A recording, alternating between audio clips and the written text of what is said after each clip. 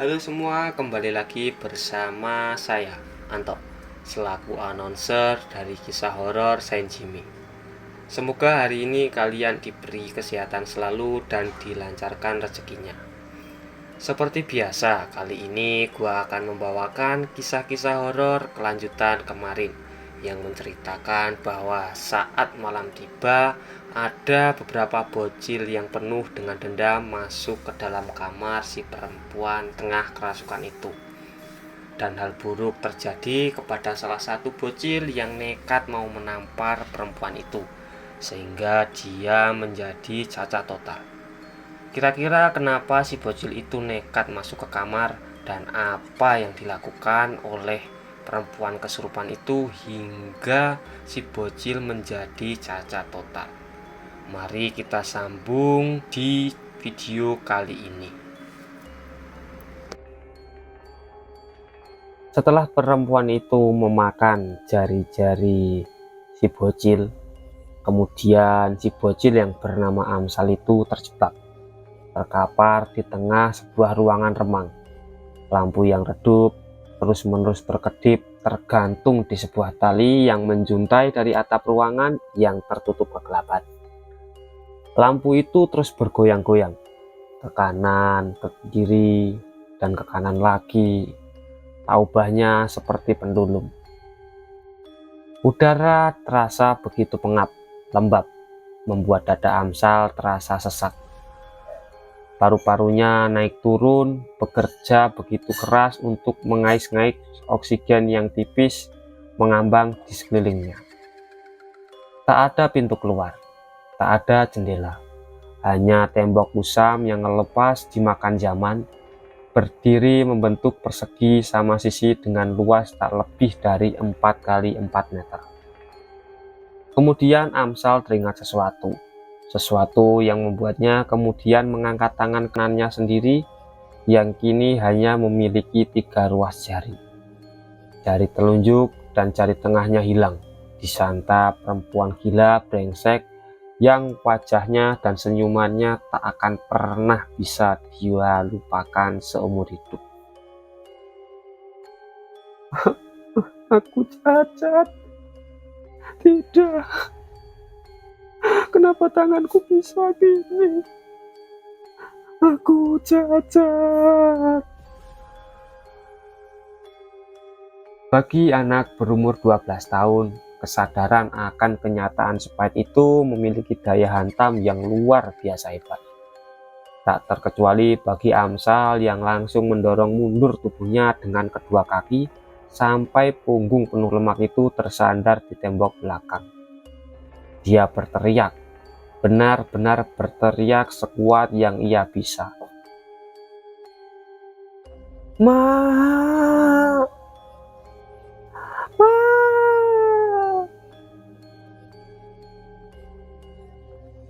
Tidak. Amsal baru sadar kalau dia tidak boleh memanggil seseorang yang tidak ia punya. Maka dia berhenti sejenak, menarik nafas panjang dan merevisi teriakannya. Kali ini 2 kali lipat lebih kencang dari sebelumnya. Ibu! Mbak Risa!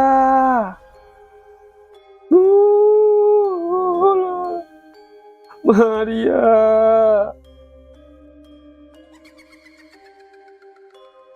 Tapi sia-sia. Suara Amsal terjebak di dalam ruangan, menggema membentur tembok, kemudian terpental berbalik lagi ke telingannya sendiri. Tak akan ada pertolongan yang datang. Amsal makin merana. Sudah 2 jarinya putus, kini dia terjebak di ruangan sempit, asing dan mengerikan seorang diri. Hingga kemudian dia menyadari kalau nasib sial belum berhenti sampai di situ. Kulit punggungnya merasakan sesuatu sensasi yang sangat aneh. Tembok yang berdiri kokoh tepat di belakang terasa sedikit bergeser di tempatnya. Amsal kaget. Spontan dia lepaskan punggungnya dari sandaran dan menoleh ke belakang. Melihat apa yang ditemukannya di sana, Mata Amsal melotot lebar-lebar seperti mata ikan koi. Tembok itu bergerak maju perlahan-lahan, dan setelah Amsal melihat sekeliling, ternyata ketiga sisi lain juga ikut bergerak maju. Ruangan menjadi kian sempit. Udara kian pengap terasa. Amsal dipaksa terus mundur hingga berada di tengah ruangan. Kondisi Amsal kian mengenaskan. Matanya basah kuyup, menangis karena dia tidak mau mati dengan cara seperti ini. Dia tak mau mati dalam keadaan tubuh gemuknya tergencet sampai darah, daging, lemak, dan tulang di dalamnya berceceran keluar. Tapi tembok-tembok itu tak punya belas kasihan. Mereka terus bergerak maju dan tak terhentikan. Alih-alih pertolongan itu datang, Amsal malah menemukan sesuatu terjuntai dari atap ruangan yang gelap tak tersentuh cahaya redup lampu. Awalnya dia kira itu adalah tali tambang yang dijatuhkan helikopter penyelamat untuk menariknya naik ke atas. Tapi semakin dekat, Amsal sadar itu bukan tali tambang. Itu adalah sepasang kaki kurus dengan ujung-ujung jari yang hitam. Sepasang kaki itu hanya terlihat sampai separuh betis, karena di bagian atasnya tertutupi oleh kain daster panjang dengan warna putih kekuningan. Ruangan kian menyempit, dan juntaian kaki itu terhenti di udara. Ujung jarinya melayang beberapa senti dari permukaan lantai. Seketika Amsal melolong ketika menyadari siapa si pemilik kaki, ketika aroma perengus kambing yang pernah mampir di hidung dan ingatannya itu seketika menyeruak di udara. Ampun.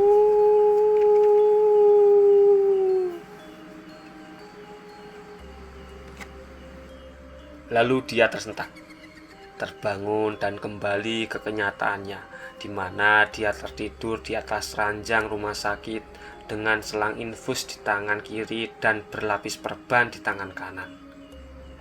Danul serta Maria adalah dua orang pertama yang Amsal temukan bersamanya dalam kamar ini.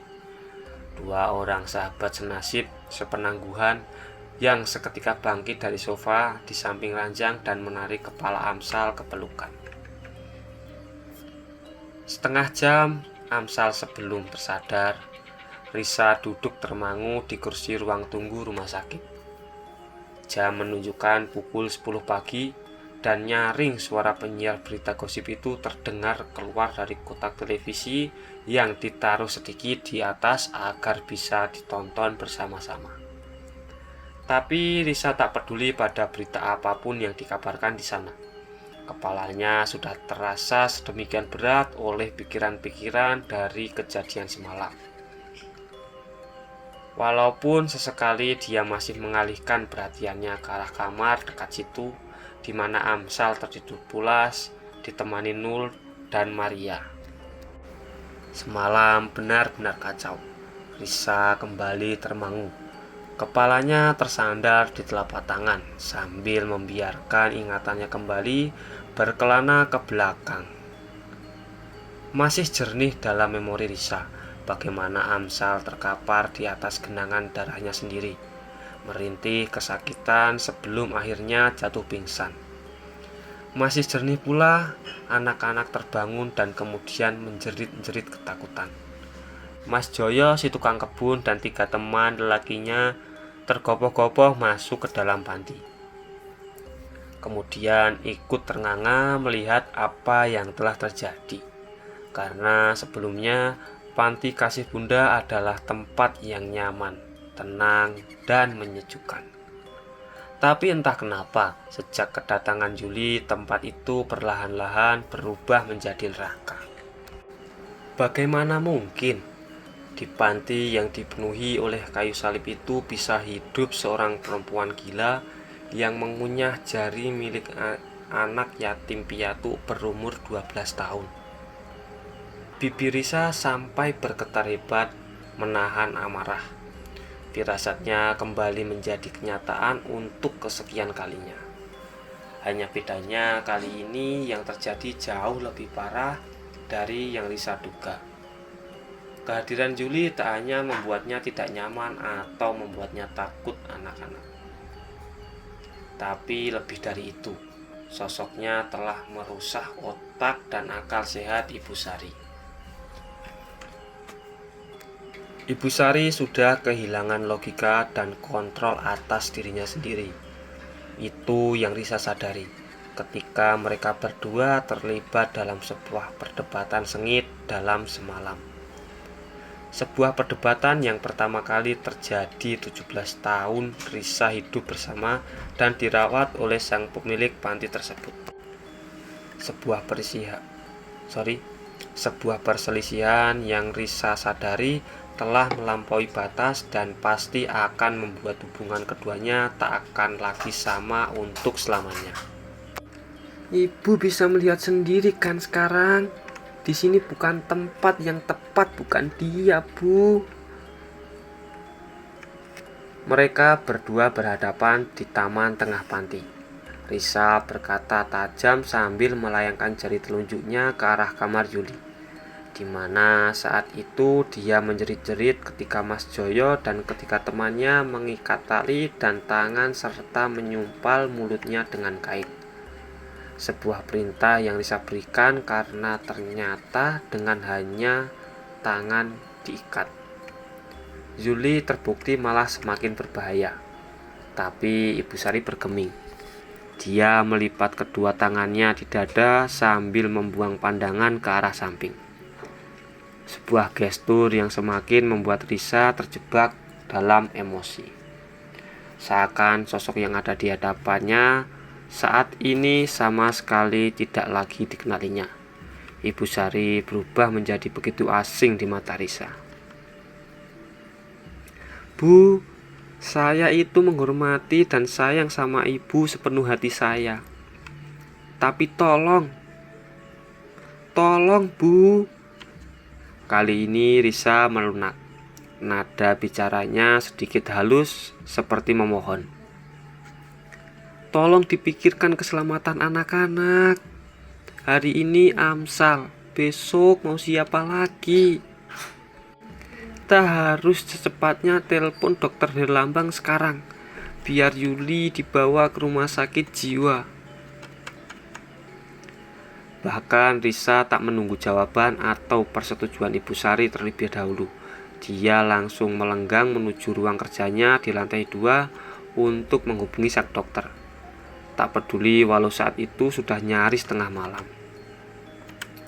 Tapi tanpa disangka, lengan Risa dicekal dengan keras tepat ketika tubuhnya melewati Ibu Sari, membuatnya menoleh tak percaya. Dan ketika dia melihat bagaimana Ibu Sari memandangnya, Risa tak akan pernah lupa betapa sepasang mata itu begitu tajam menusuk arah Risa. Ibu Sari tidak pernah memandang Risa ataupun dengan cara seperti itu. Tidak pernah. Riz, jangan pernah kamu berani-berani telepon dokter Herlambang.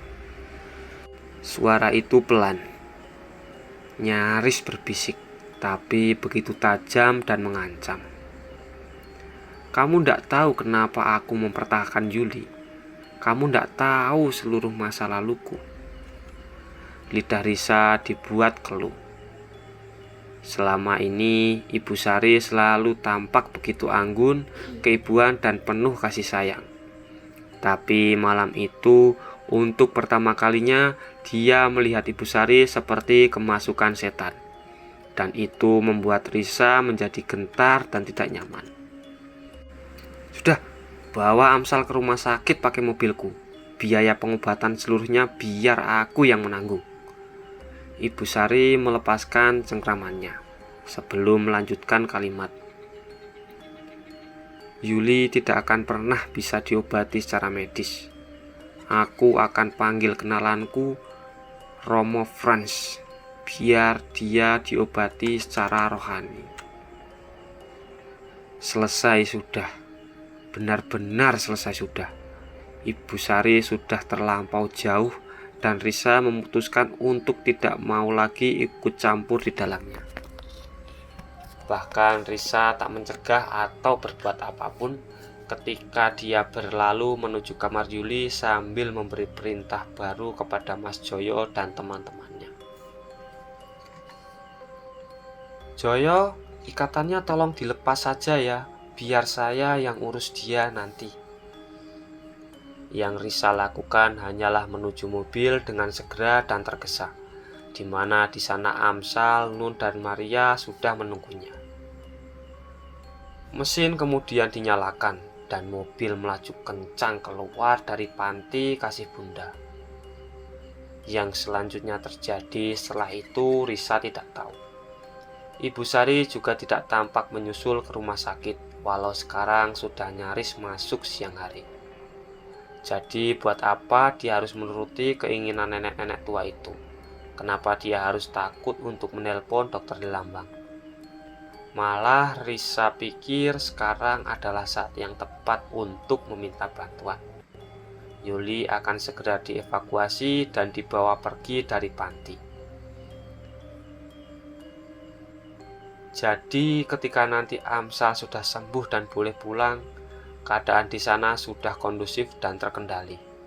Tanpa buang waktu lagi, Risa bangkit dari duduknya dan berjalan mantap ke arah telepon umum di dekat meja resepsionis. Dengan wajah yang telah berubah cerah dan penuh harapan, dia pencet deretan nomor yang sudah dia hafal di luar kepala.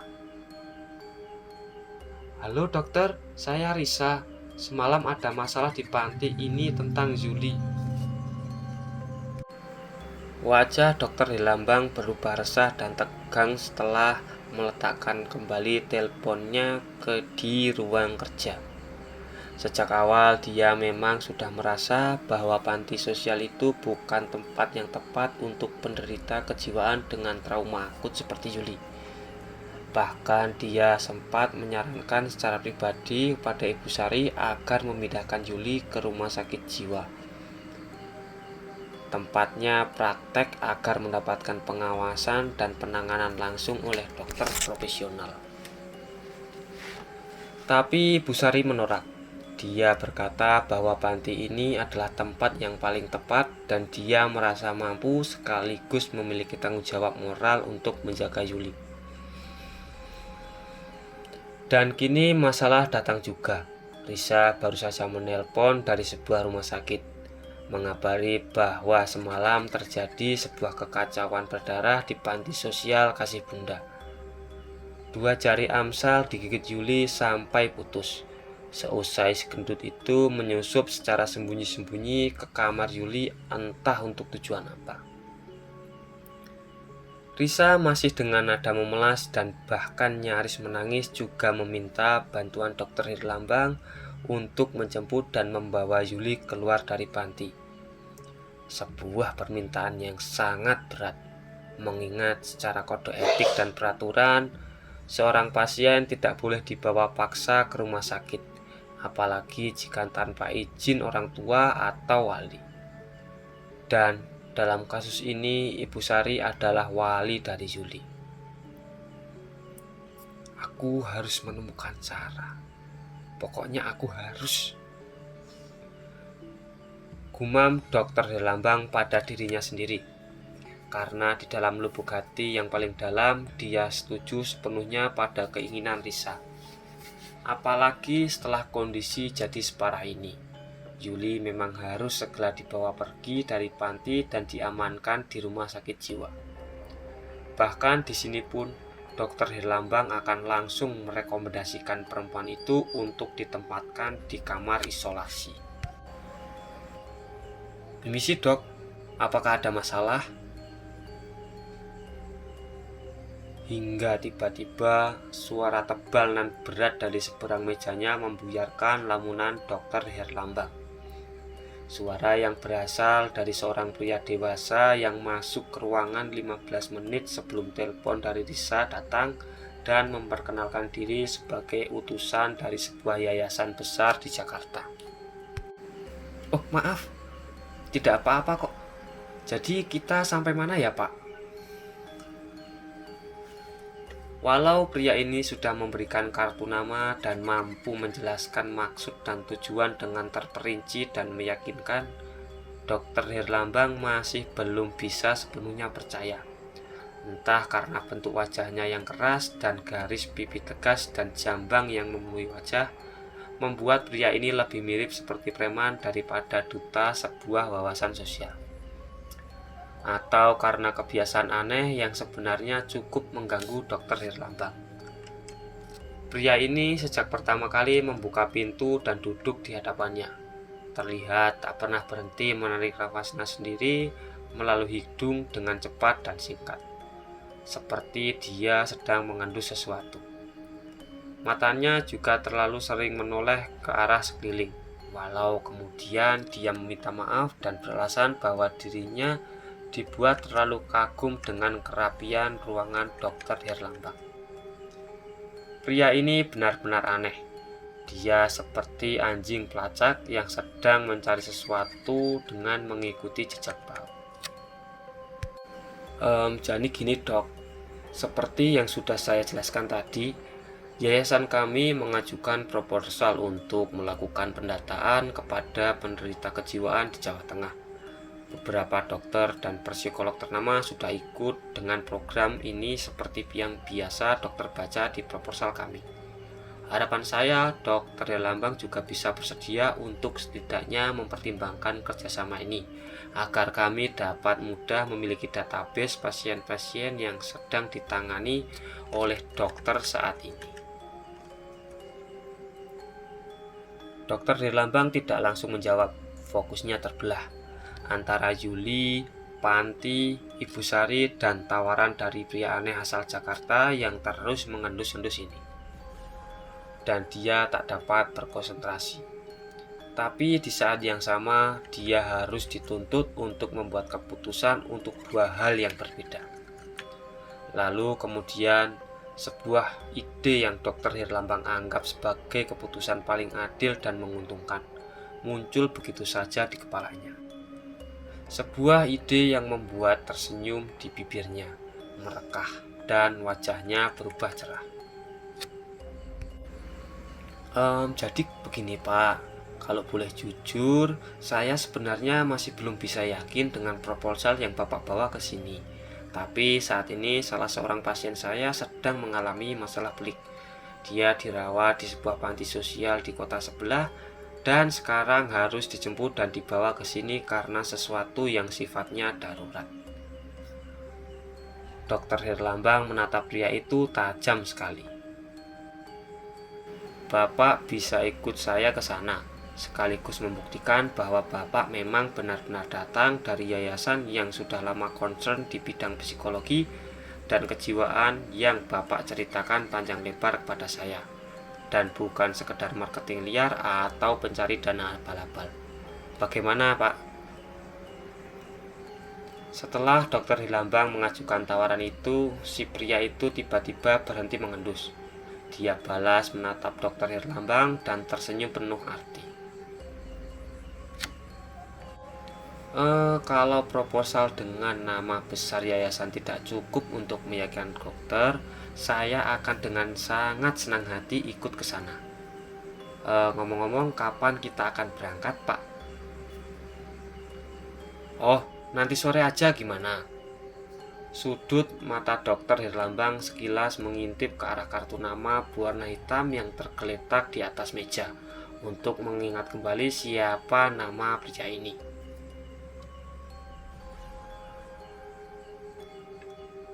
Baik Theo, nanti kita ke sana. Theo memutuskan kembali terlebih dahulu ke hotel tempatnya menginap, sambil menunggu waktu untuk berangkat ke panti sosial itu bersama Dr. Herlambang. Ada banyak cukup waktu untuk menyandarkan punggung dan mempersiapkan semuanya. Di lobi dia sempatkan untuk mampir sejenak ke bar di pojok sana, memesan 1 botol wine untuk diantar ke kamarnya. Toh tidak ada salahnya untuk minum sedikit sambil tiduran di ranjang empuk ukuran besar di atas sana. Anggap saja merayakan keberhasilannya menemukan lokasi target yang bernilai 500 juta rupiah itu. Target yang sampai membuat Theo terbang dari Jakarta menuju desa terpencil di Jawa sebelum akhirnya sampai di kota ini. Pemberhentian terakhir ujung dari perburuannya. Theo tersenyum sendiri. Kemudian berlalu sambil melambaikan tangan ke waiters perempuan berwajah putih cantik yang tadi sempat dia endus sembunyi-sembunyi. Malam tadi perempuan itu tidak pulang ke rumahnya. Dia entah dengan alasan apa bisa mengelabui sang suami dan pergi ke rumah selingkuhannya. Theo membatin mengolah hasil endusannya di dalam otak dan mengambil kesimpulan di kemudian. Ada dua aroma tubuh lelaki yang berbeda menyeruak dari tubuh perempuan itu. Yang satu beraroma sedikit keras dan masih tampak baru, sedang yang satu sudah agak memudar namun terasa ada aroma yang lebih lembut. Tapi Theo tidak mau lebih jauh mencampuri urusan orang lain. Dengan menggunakan lift, dia naik menuju lantai 5 dan kemudian membuka pintu kamar nomor 410. Dan sebelum dia melepaskan kemeja dan menenggelamkan diri di atas ranjang, Theo meraih telepon di atas meja. Setelah memencet beberapa nomor dan panggilan itu diangkat dari seberang sana, Theo berucap singkat, jelas dan tanpa basa-basi. Ada kabar baik, lokasi target sudah ketemu.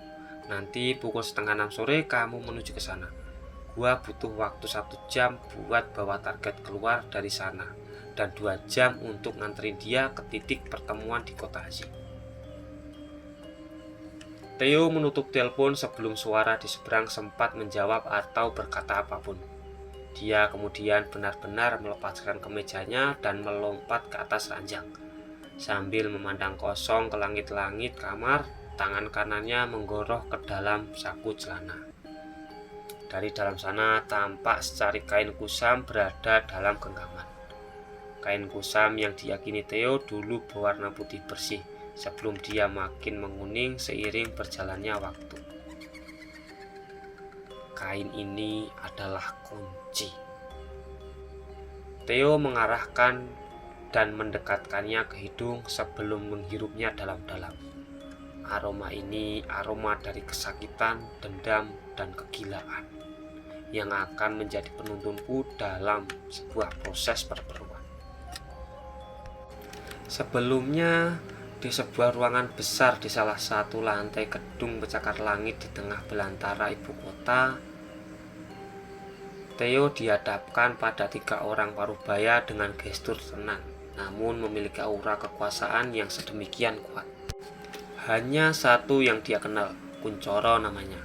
Sedangkan 2 lainnya Theo baru bertemu sekali ini. Tapi apa pedulinya? Yang terpenting saat ini adalah Theo mendapatkan proyek ini dan membawa pulang uang komisi yang sudah tertulis di dalam kotak. Tapi seperti yang pernah gua bilang, ini adalah yang terakhir. Selesai juga tugas gua buat nyari orang-orang seperti biasa. Theo berujar sambil menatap ketiga orang tua itu bergantian. Tak ada rasa ragu, keputusannya sudah bulat dan tidak dapat diganggu gugat. Kuncoro tampak hanya mengangkat bahu, seakan ingin menunjukkan pada Theo bahwa dia tidak terlalu peduli dengan semua itu. Salah satu dari mereka kemudian bangkit dari duduknya, melangkah perlahan ke arah Theo sambil mengambil sesuatu dari balik jas hitamnya. Sesuatu yang kemudian dilemparkan begitu saja ke atas meja. Mata Theo menelisik ke arah benda itu. Ternyata itu adalah tiket pesawat. Kamu kan ahli dalam mengendus, seperti anjing. Bahkan saya dengar indera penciumanmu lebih tajam dari Datsun terbaik di dunia sekalipun. Orang itu berkata dingin sedikit tatapan matanya. Tapi Theo tidak terkesan. Dia lebih tertarik dengan lembaran tiket tersebut, kemana takdir akan membawanya pergi kali ini. Gua bukan anjing. Theo bangkit, tangannya meraih cepat tiket yang ada di hadapannya. Tapi memang betul gua punya bakat. Dengan mengendus aroma asli dari target, gua bisa mendapatkan penglihatan tentang apapun yang kalian butuhkan. Pria di hadapannya mengangguk kecil sambil tersenyum puas, melepas kepergian Theo yang berbalik badan dan melenggang keluar ruangan. Tak lebih dari 24 jam setelah pertemuan itu, Theo sudah berpindah dari riuhnya ibu kota menuju sebuah kota yang terkenal dengan kebudayaan dan kearifan lokalnya. Setelah menempuh perjalanan udara selama kurang lebih 1 jam, Theo kembali mengingat arahan dari Kuncoro. Katanya seseorang akan menunggu dan memanggil namanya di pintu penjemputan bandara. Orang yang sama yang akan mengantarkannya ke tempat tujuan.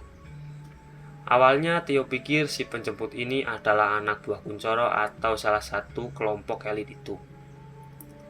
Tapi di bayangannya, orang itu akan mengenakan setelan jas rapi dan berdiri dengan dagu yang terangkat tinggi. Angkuh, elit dan seakan tak tersentuh oleh siapapun atau siapapun. Tapi dugaan Theo meleset. Bapak Theo ya? Pria yang memanggil namanya itu adalah sosok parubaya dengan setelan khas lelaki desa. Dia berdiri mematung di sudut sana, dengan punggung yang sedikit membungkuk, seakan menanggung beban sedemikian besar. Begitupun wajahnya yang terlihat begitu pucat, resah dan lemas seperti orang yang sudah tak makan selama 2 hari. Theo sedikit kaget, ekspektasinya meleset jauh, tapi bagaimanapun dia tetap menganggukkan kepalanya. Sebelum keduanya berjalan saling mendekati satu sama lain. Logika Theo bekerja. Setidak meyakinkan apapun penampilan orang ini, dia punya koneksi ke Kuncoro dan teman-temannya. Dan itu berarti lelaki desa ini bukan orang sembarangan. Dan dengan semakin dekatnya jarak di antara mereka berdua, semakin tercium pula aroma yang berasal dari penjemput itu. Aroma yang masuk ke hidung dan kemudian terproses di otak Theo. Aroma itu, Theo mengenalnya. Pria ini terjebak dalam ketakutan dan kekhawatiran yang luar biasa. Tapi sayangnya dia tidak tahu dari mana asal dan dari rasa takut yang sedemikian besar itu. Nama saya Gunardi. Mari saya antar ke mobil. Kita langsung saja berangkat ke dusun saya. Ucapnya memperkenalkan diri dengan suara berat dan seulas senyum yang jelas-jelas tampak dipaksakan. Yang terjadi selanjutnya, mereka sama sekali tidak mengobrol satu sama lain. Entah kenapa, tapi Theo sudah kehilangan minat semenjak pertemuan pertama di pintu keluar bandara.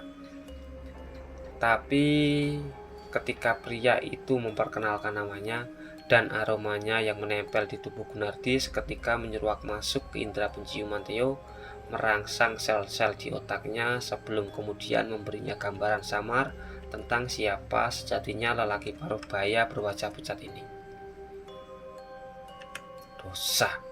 Orang ini menghabiskan hidupnya dalam lautan dosa. Dan untungnya Gunardi juga nampak tak memiliki niat untuk membuka bicaraan. Sepanjang perjalanan, yang dia lakukan hanya fokus pada kemudi mobil oprengan yang sama sekali tidak nyaman untuk ditumpangi dan gerahnya setengah mati. Walaupun Theo tahu sesekali Gunardi melirik diam-diam melalui spion dan kemudian buru-buru membuang muka ketika Theo menggerakkan sedikit tubuhnya, seakan Gunardi ingin tahu siapa orang suruhan dari Jakarta ini. Bapak-bapak ini jelas penasaran denganku, batin Theo sambil tersenyum kecil. Benar-benar berbeda dengan dirinya yang tak perlu bertanya untuk menggali info tentang siapa yang kini berada satu mobil dengannya ini. Hanya butuh setengah jam sejak mobil ini keluar dari bandara, hidung Theo terus menghirup aroma dan kepala yang menafsirkan gambaran-gambaran samar yang muncul silih berganti. Dia adalah sosok yang dihormati di lingkungannya. Sosok serupa pemimpin yang membangun monumen kepahlawanannya dengan tumpukan dosa dan kekejian. Semakin dalam Theo mencoba menyelami gambaran-gambaran itu, dia menemukan bahwa dosa yang telah dilakukan Gunardi bukanlah sembarang dosa. Ada perjanjian yang telah dilakukannya dengan sesuatu yang jahat dan hitam. Perjanjian yang telah distempel dengan darah dan menuntut imbalan yang tidak main-main. Nyawa manusia. Tapi sepertinya perjanjian itu kini berbalik memburu Gunardi. Entah karena apa, penglihatan itu memiliki lini masa yang terlalu lampau. Kemampuan Theo tak mampu menjangkau masa lalu sejauh itu. Toh apa peduliku? Theo mengalihkan pandangan keluar jendela, di mana mobil ini melaju dengan kecepatan sedang. Mulai meninggalkan lingkungan kota yang ramai riuh menuju daerah perbukitan dengan jalur naik turun dan panorama hutan terbentang kiri dan kanan. Yang terpenting baginya sekarang adalah uang dari orang-orang yang berjas di Jakarta itu setelah tugas ini selesai. Uang memiliki arti lebih dari sekedar materi bagi Theo. Karena sebenarnya perburuan ini memiliki sangkut paut dengan harta Theo yang paling berharga di dunia ini. Anak perempuan semata wayangnya, Vania, hanya itu yang ada di pikiran Theo sekarang. Dan sekepok uang yang dijanjikan atas perburuan ini adalah satu-satunya jalan untuk merebut hak asuh Vania dari mantan istrinya. Setelah ini semua selesai, Theo akan berhenti dan pergi jauh ke tempat baru bersama sang putri tercinta. Ini adalah perburuan terakhirku. Theo benar-benar sudah berjanji pada dirinya sendiri. Pak Theo, sebentar lagi kita sampai. Kalimat itu meluncur tiba-tiba dan menarik Theo kembali ke kenyataan. Kalimat pertama yang diucapkan Gunardi sejak perkenalan di bandara. Theo tersenyum kecil sambil membetulkan posisi duduknya. Tak lama tampak mobil ini berbelok dan memasuki sebuah tugu gerbang dengan tulisan "Selamat datang di Desa Jati Asih". Ini desanya ya Pak? Jati Asih kah? Gunardi menggeleng sambil berusaha keras tersenyum ramah. Bukan Pak, dusun saya masih masuk ke dalam lagi. Benar saja, mobil terus melaju membelah jalanan desa Jati Asih dengan rumah-rumah warga yang sederhana, lengkap dengan pemandangan orang-orang yang lalu lalang khas suasana pedesaan, sebelum mobil membawa Theo menuju perbatasan antara desa dengan sebuah hutan jati yang terbentang begitu luas. Dusun saya ada di tengah hutan ini, Gunardi berucap, dan mobil memasuki jalan semen yang menjadi batas antara desa Jati Asih dan hutan jati. Kali ini gantian wajah Theo yang berubah pucat. Aroma ini tercium begitu busuk. Tempat ini, dusun yang akan mereka tuju, Theo memiliki firasat yang sangat buruk. Saking buruknya sampai bisa membuat Theo merasa panik sekaligus terancam. Dua perasaan yang tidak bisa dipastikan sangat jarang dia rasakan sebelumnya. Mas, sampean ndak apa-apa? Gunardi menoleh ke arah Theo. Jelas dia menyadari perubahan sikap Theo yang begitu tiba-tiba itu. Perubahan sikap yang kian kentara karena semakin dalam masuk ke dalam hutan. Aroma busuk dan keji itu semakin tajam tercium.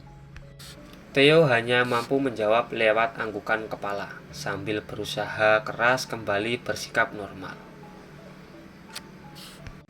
Tadi Pak Herdadi nitip pesan ke saya, nanti Mas harus diantarkan ke beberapa tempat supaya bisa melacak keberadaan warga saya yang hilang diculik itu. Saya juga masih menyimpan potongan kain yang terakhir dipakai. warga saya itu jika Mas membutuhkan. Herdadi, apa dia salah satu teman Kuncoro?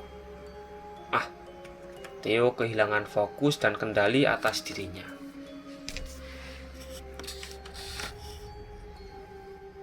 Ada beberapa tempat yang harus saya kunjungi.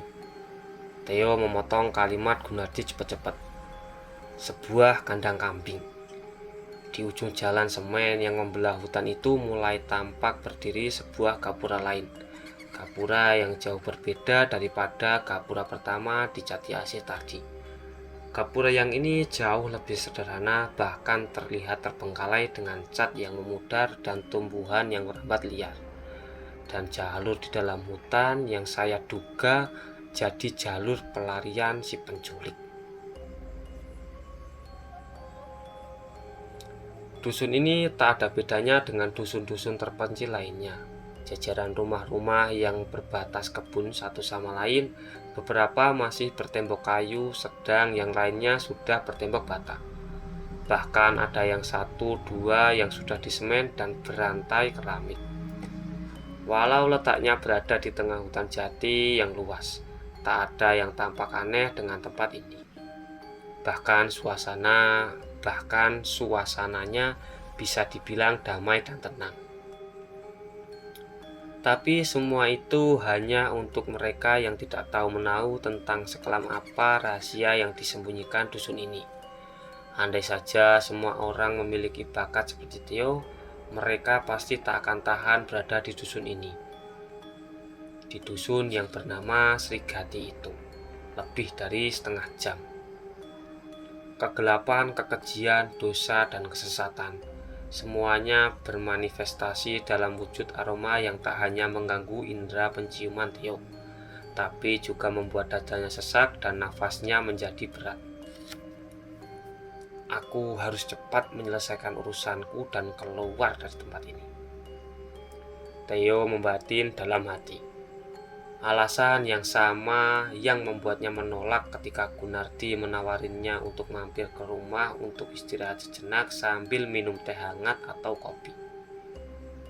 Tidak, terima kasih Pak, bisa kita langsung ke kandang kambing yang Bapak maksud tadi. Wajah Gunardi tampak memerah, mungkin tersinggung karena usahanya untuk beramah tamah ditolak begitu saja. Tanpa kata, dia langsung memutar kemudi mobil butut ini dan berbelok ke arah kanan, tepat di perempatan desa.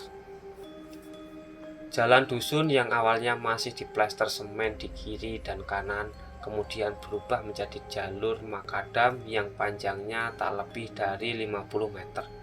Sebelum berganti lagi jadi jalan-jalan tanah yang menyempit, dengan bentangan kebun jagung milik warga di sisi kiri dan deretan pohon-pohon jati ranggas di sisi kanan. Di ujung jalan tanah itulah kandang kambing yang dimaksud Gunardi.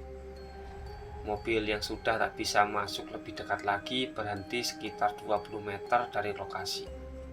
Tanpa disuruh si kepala dusun, Theo langsung membuka pintu dan melompat keluar, bahkan sebelum mesin sempat dimatikan. Dia ambil langkah-langkah panjang setengah berlari menuju kandang kambing kumuh di depan sana. Tak dipedulikannya Gunardi yang berjalan menyusulnya di belakang sambil menggumam tidak jelas dalam bahasa yang tidak dia mengerti. Theo sudah cukup sibuk menjaga diri untuk tetap sadar di bawah gempuran aroma yang makin tajam menyengat. Kandang kambing itu berdiri di atas antara dusun Srigati dengan hutan jati. Benar-benar berada di tepi hutan.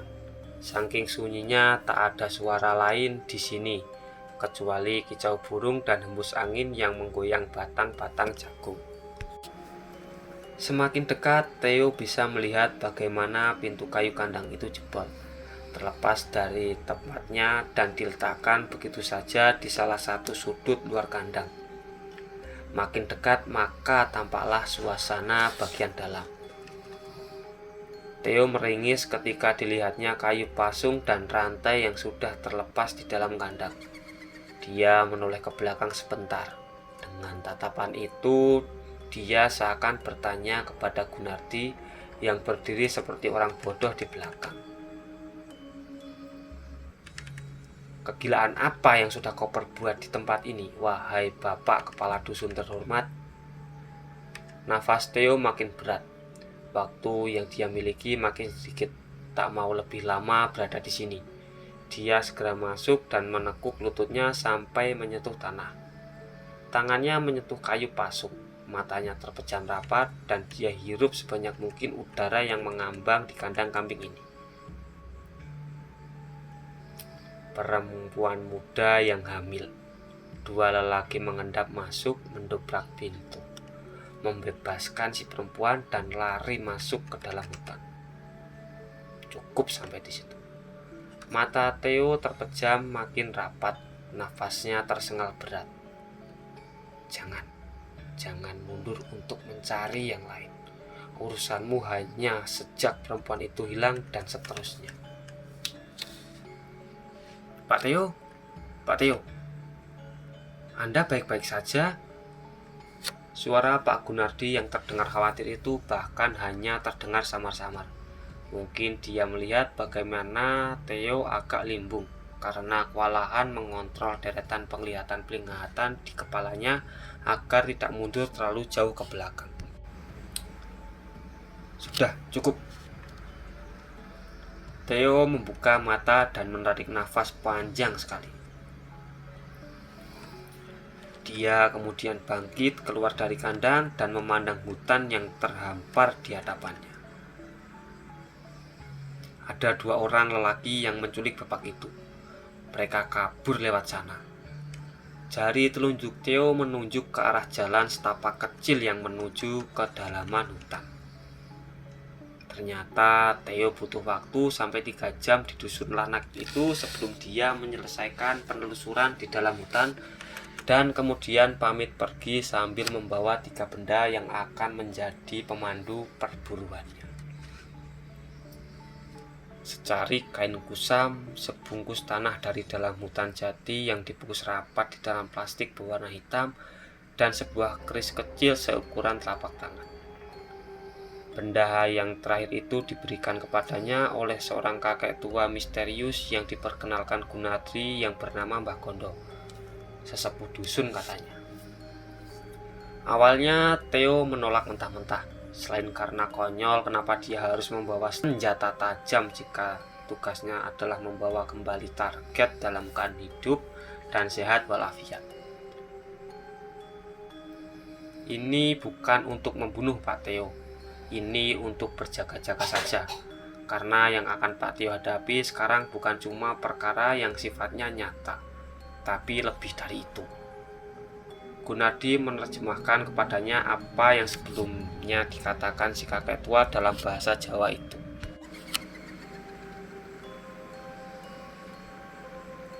Gunardi menerjemahkan kepada apa yang sebelumnya dikatakan si kakek tua dalam bahasa Jawa. Tolong bawa saja demi kebaikan bersama. Theo sudah terlanjur tidak nyaman dengan tempat itu dan hanya ingin segera keluar, menerima ketiganya agar pembicaraan di antara mereka cepat-cepat selesai. Sesuai instruksi dari Jakarta, Theo langsung diantar oleh Gunardi lagi sampai ke kota, di mana di sana sudah menunggu mobil yang sengaja disewakan khusus untuknya. Mulai dari sini perburuan akan dilakukannya seorang diri.